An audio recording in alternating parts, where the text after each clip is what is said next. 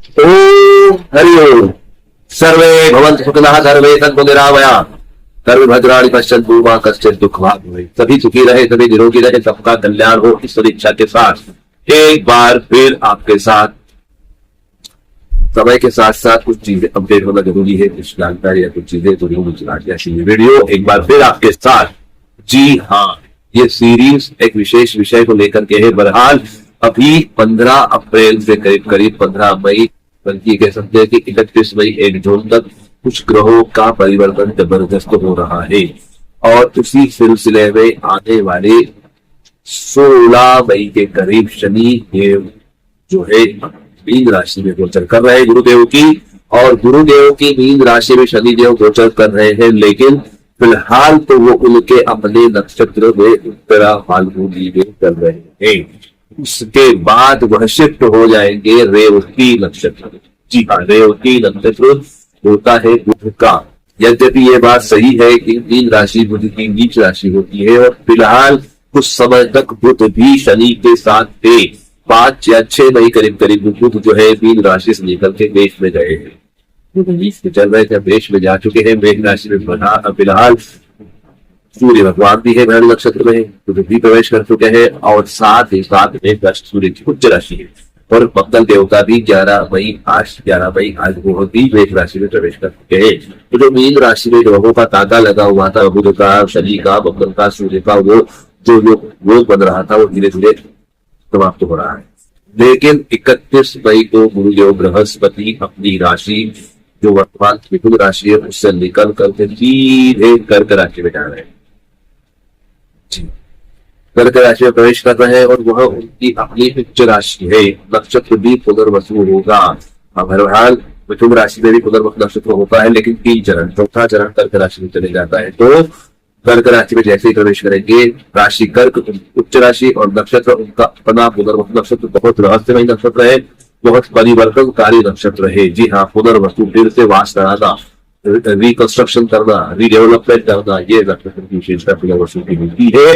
उसमें गुरुदेव बृहस्पति प्रवेश करेंगे, तो बृहस्पति का कर्क राशि में अपने नक्षत्र में प्रवेश करना, शनि देव का गुरुदेव की मीन राशि में रहना, और साथ ही साथ बुध के नक्षत्र रेवती में होना, इन सब घटनाओं के चलते बहुत बड़ा परिवर्तन देश से लेके 12 राशियों पर होने वाला है।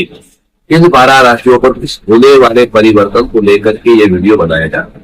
तो ये वीडियो की शुरुआत है, थोड़ा सा आपको एक उसका आइडिया दिया है कि हम क्या करने वाले हैं इस वीडियो के अंदर। तो जी हाँ, इसमें 12 राशियों की 12 अलग अलग पार्ट होके बनेगा वीडियो पूरा, लेकिन हर राशि का एक अलग पार्ट होगा। जिनकी जो राशि हो वह अपनी उस राशि से जाके देख सकता है इस समय पे क्या बदलाव होने वाला है, क्या संभावनाएं है, और आप किस प्रकार अपने आप को संतुलित रख सकते हैं, या यूं कहे कि यदि समय अच्छा है तो किस प्रकार उस समय को भुला सकते हैं, उसको पेश कर सकते हैं, उसको प्रतिफल कर सकते हैं,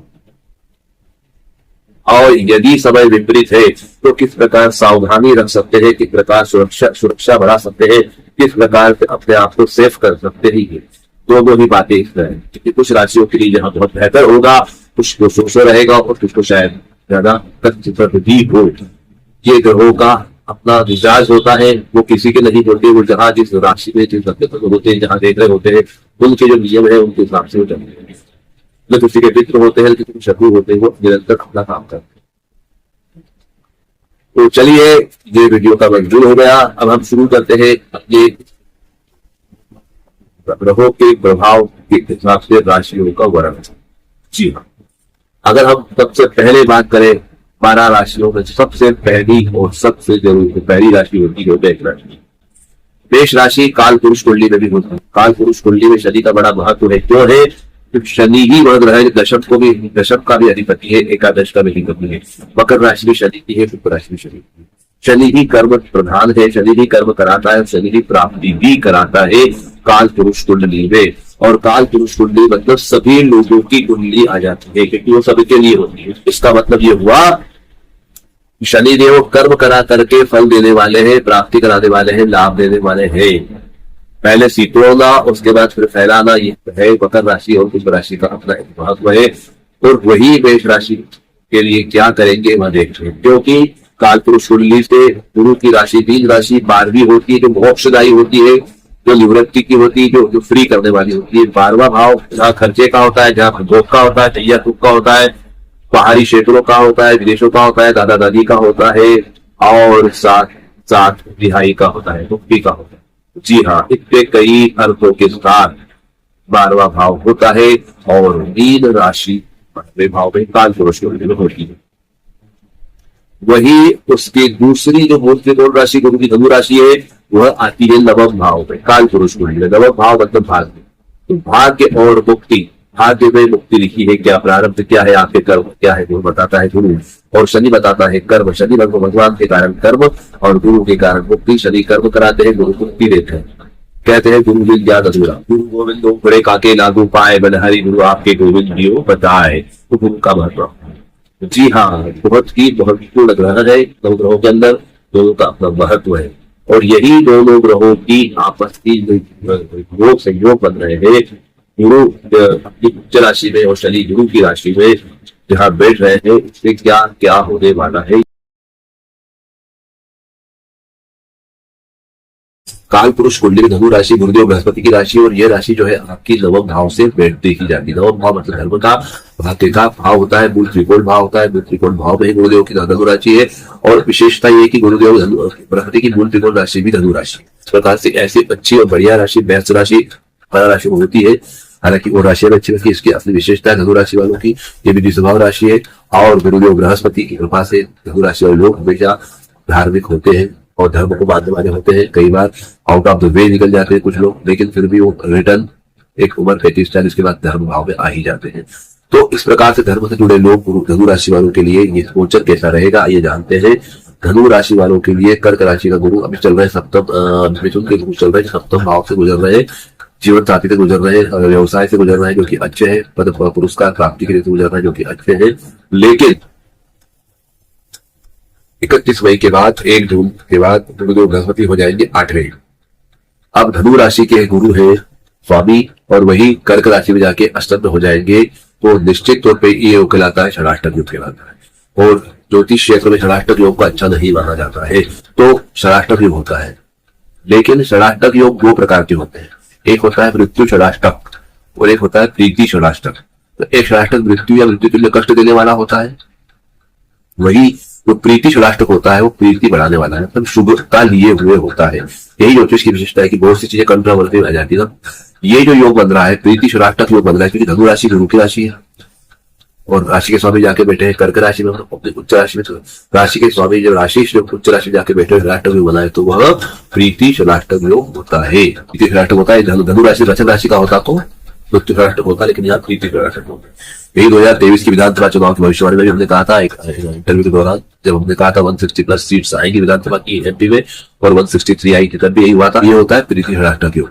अब प्रीति षडाष्टक योग बन रहा है, तो इसलिए धनु राशि वालों को चिंता करने की बात नहीं है कि षडाष्टक योग हो जाएगा। कोई ज्योतिषी बोले कि षडाष्टक योग है या तकलीफ का योग है, यद्यपि गुरु 8वें मानते हैं, 8वें गुरु अच्छे नहीं होते, पर यहाँ कर्क राशि के गुरु 8वें है, तो निश्चित तौर पर वो इतना दुखद या कष्ट फल नहीं देंगे। थोड़ा सा अलग अलग बर्थ चार्ट होते सबके अपने अपने, उसमें भी गुरुदेव की स्थिति निकृष्ट हो, अलग अलग नेगेटिव ज्यादा हो या डिग्री वाइज या नक्षत्र वाइज कभी कहीं कुछ गुरुदेव की बैठक हो तो बात अलग है। उनके बलाबल के हिसाब से अगर गुरु का बल कम पड़ रहा है तो बात अलग है, लेकिन वैसे राशि के हिसाब से अष्टम में आने के बाद भी इतना कष्ट नहीं देंगे। और जिसके गुरु पत्रिका में बलवान है, अपनी राशि में बैठे, त्रिकोण राशि में बैठे या लग्न में बैठे या उच्च के बैठे, तो उन लोगों के लिए तो वैसे भी गुरु का कष्ट नहीं होगा। अब गुरुदेव बृहस्पति अष्टम में बैठ के क्या कर सकते हैं? जी हाँ, अष्टम में बैठ के अष्टम को बढ़ा सकते हैं, तो कष्ट को बढ़ा सकते हैं, मृत्यु को बढ़ा सकते हैं, तो आकस्मिक दुर्घटनाओं को बढ़ा सकते हैं, ये बढ़ा सकते हैं। लेकिन इनके अंदर प्रीति षडाष्टक होने के कारण वो सभी चीजें न्यूनतम स्तर पे आएगी, पहाड़ का राई हो जाएगा। जो 1-24 घंटे की जो तकलीफ है वो 1 सेकंड 2 सेकंड की होकर के निकल जाएगी। थोड़ा सा काम होगा और बड़ी दुर्घटना टल जाएगी, छोटे में हो जाएगा, वो पहाड़ का राई हो जाएगा। वो भी तब होगा जब आपके कर्म यदि बहुत ज्यादा खराब है। तो अगर आपने कर्म अच्छे करे हैं, आप अच्छे कर्म से अच्छे लाइन पे चल रहे हैं, तो निश्चित तौर पर गुरुदेव बृहस्पति आपकी रक्षा करेंगे।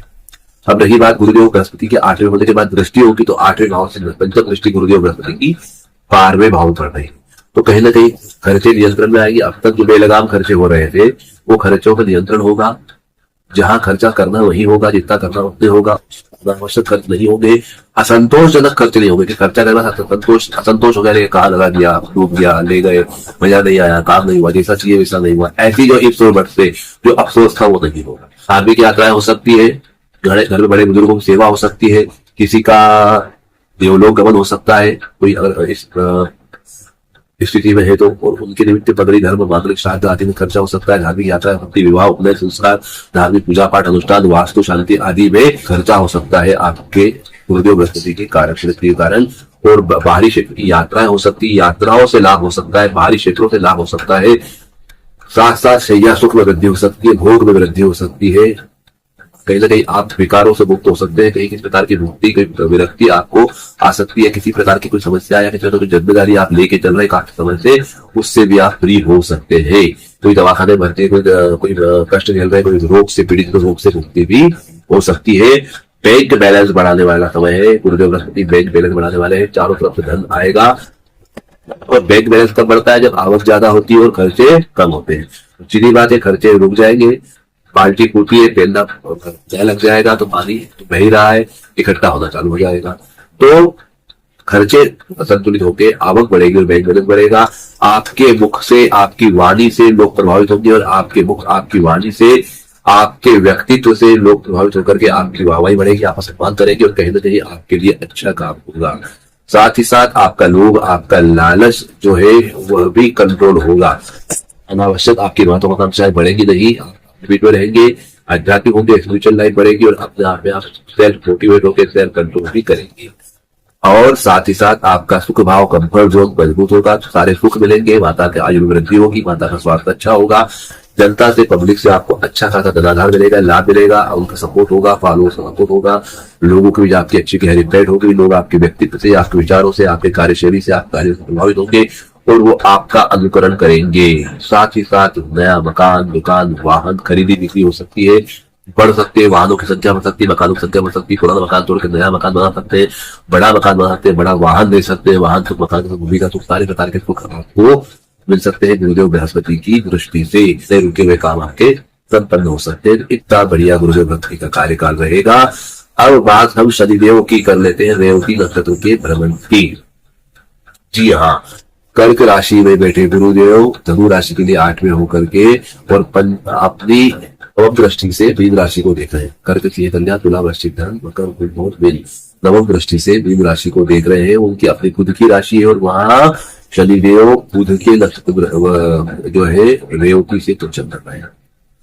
तो धनु राशि वालों को शनि देव मीन राशि में होने चौथे हो रहे हैं, चौथे गोचर कर रहे हैं करीब करीब साल भर से। तो वो जो शनि का जो गोचर मीन का साल 1.5 साल तक चल रहा है, वो जो शनि का ढैया लगा हुआ है, लघु ढैया, जिसके कारण जो आपको पीड़ा अभी तक हो रही थी कि मुंह के आगे आगे निवाला आ रहा था और जा रहा था, मतलब बनते बनते काम रुक रहे थे और कोई वजह समझ नहीं आ रही थी, कोई दिक्कत नहीं, कागज पूरे हैं, सब कुछ पूरा है, क्वालिटी अच्छी है, प्रोडक्ट अच्छा है, डिलीवरी टाइम पे है, सब कुछ आप अच्छा कर रहे हैं, आप आपके अफर्ट अच्छे लगा रहे हैं, पर न जाने क्यों कहां से क्या ब्रेक लग रहा है। आज अधिकारी नहीं आए साइन करने, आज वो नहीं आए, आज कागज तैयार नहीं, आज छुट्टी आ गई, आज बैंक हॉलीडे, आज ये है वो है, नाना प्रकार के कारण बनते जा रहे थे और आपका काम डिले हो रहा था। तो ऐसी जो शनि के ढैये की पीड़ा आप भोग रहे थे, वो पीड़ा से मुक्ति और पीड़ा से राहत मिलेगी, क्योंकि बृहस्पति ये मीन राशि पे बृहस्पति की स्वयं की नवम दृष्टि पड़ रही है और वो भी ऐसे राशि से बैठ कर देख रहे हैं जो उनकी उच्च राशि कर्क राशि है। कर्क राशि में जल तत्व राशि है, मीन राशि में जल तत्व राशि है। निश्चित तौर पे लिक्विडिटी की जो फ्लक्चुएशन हो रही थी, तो पैसे को लेकर के जो फंडिंग को लेकर जो चक्री हो रही थी, या तो आ रहा था वो तो अनावश्यक खर्च हो रहा था, व्यर्थ में टिक नहीं पा रहा था या आ नहीं पा रहा था, तो वो जो बैलेंस बिगड़ा था, वो जो फ्लक्चुएशन था, वो स्टेबल होगा।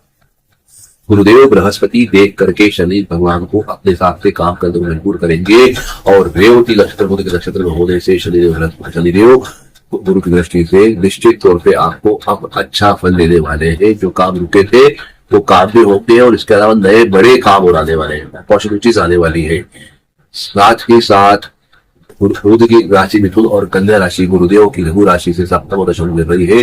निश्चित तौर पे व्यापार में, व्यवसाय में, राज्य से, सरकार से आपको व्यापार से, सरकार से आपको लाभ होगा। गुरुदेव की दृष्टि भी है और पंचम दृष्टि लघु राशि के वहां पे 12वें भाव पड़ रही वृश्चिक राशि में, कर्क, कन्या, तुला, वृश्चिक, तो बाहरी क्षेत्रों से लाभ होगा। विदेशों से लाभ होगा, बाहर बाहरी क्षेत्र में धन अर्जन होगा, यात्राओं से लाभ होगा, दादाओं परदादाओं से पैतृक संपत्ति से लाभ होगा, और वाणी से लाभ होगा, पब्लिक से लाभ होगा, जनता से लाभ होगा।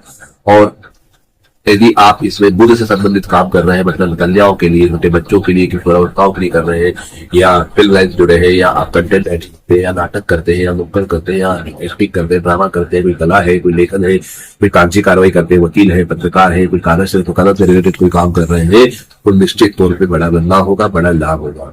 और खास करके यदि आप कन्याओं की सेवा करें, कन्याओं को भोजन कराएं, कन्याओं की सेवा करें, तो आपको और ज्यादा लाभ इसमें मिल सकता है, अच्छे तरह लाभ मिल सकता है। या फिर अनाथ आश्रम में जाके आप अन्नदान करते हैं, या वृद्धाश्रम में जाके करते हैं, या कुष्ठ रोगियों के आश्रम जाके कर सकते हैं, या कहीं सेवा भाव करते हैं, तो निश्चित तौर पर ये गुणात्मक वृद्धि को प्राप्त होगा, और आपने जो नहीं सोचा वह भी हो जाएगा।